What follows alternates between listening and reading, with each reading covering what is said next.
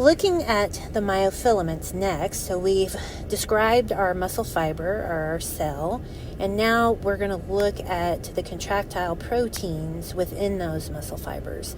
We call those myofilaments. There are three main kinds. You'll become very familiar with them. One is thick filaments. This is made of something known as myosin.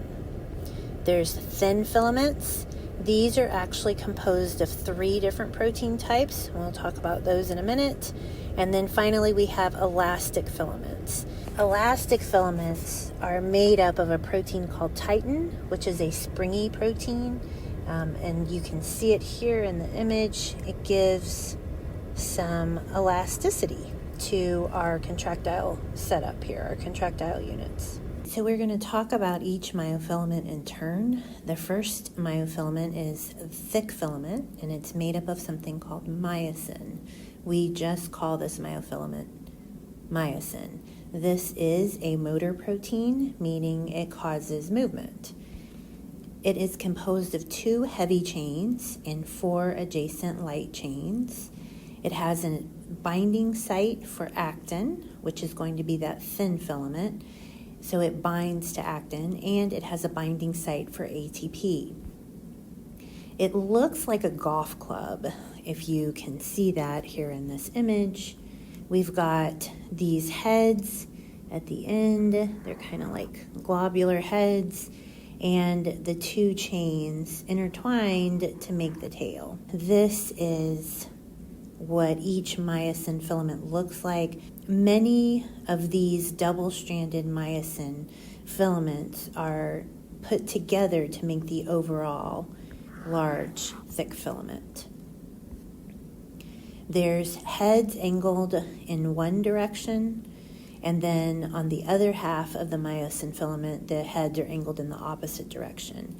And so what you end up with is a region that has kind of a bare area. So you've got all of these motor proteins, and some of them on one half are going to be angled in this direction with their heads, and then on the other half they're angled in the other direction, the heads are.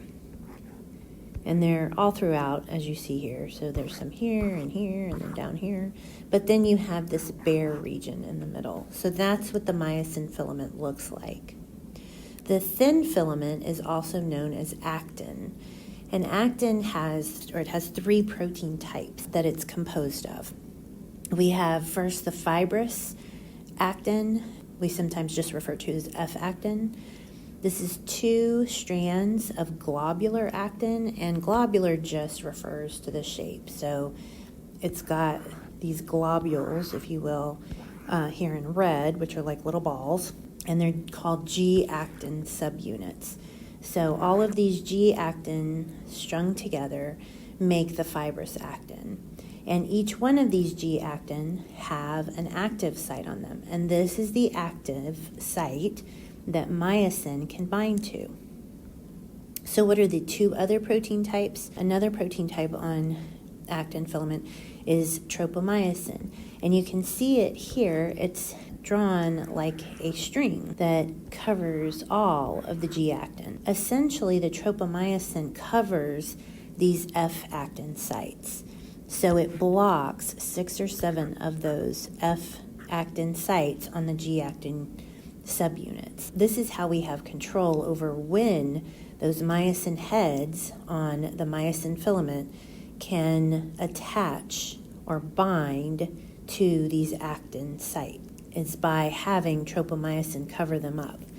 So how can we remove the tropomyosin from the active sites, allowing that myosin head to bind the active site? That becomes the job of the next protein, which is troponin. Troponin is a small protein that is on the tropomyosin molecule, and when it binds calcium, it changes shape. And when it changes shape, it pulls the tropomyosin out of the way, okay? So that's the important steps that you really are going to need to know. So calcium is going to come in,